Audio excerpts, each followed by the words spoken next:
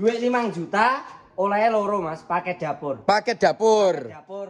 Iki meja makane iso milih Mas. Iso milih. Iso milih pengen sing bahane jati, kursine jari-jari iki oleh. Jangan mening, heeh. Iki finishingane melamin glossy iki. Jos iki. Iki jati 100%. Umpama gak seneng jati, kowe milih sing marmer pocong iki oleh Mas. Milih iki oleh berarti. Iki oleh nek iki kursine empuk, gak kamar nek bokongmu panas. Jos iki, heeh. Iki oleh.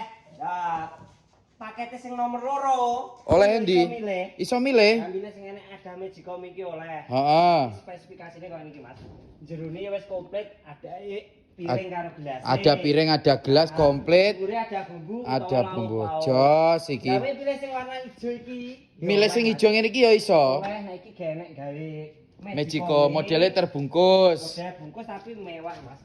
Nah, iki senek penirise komplit. Penirise komplit, heeh. Nah, dhuwure ya wis mening koyo ngene iki diadah lauk-lauk utawa bumbu dapure. Jos iki, heeh. Wis komplit rodo-rodo Mas, garek nyurungi. Karek nyurungi. Lah barang loro iki regane piro nggih? 5 juta tak kei loro. Lah nek ngeterne ning Madura kono ongkire piro? Gratis ongkir Mas. Ora ning Madura tok, pokoke seluruh Jawa Timur Jawa Tengah kuwi wis gratis ongkir. Jan menak tenan. Bayare lho, penak. Bayar Pak Jawa Dewi. Iki barang teko diduk ning pawonmu lagi dibayar. Yo iya to, jos nek iki. Lah dulu-dulu nek carane pesen, mosok ya arep dadak rene parane. Ora perlu sing ado-ado omahe pesen online penak Mas. Bawa bio profil Mas ki lengkap didol dilewet. Jos, paket 5 juta oleh loro, Bro.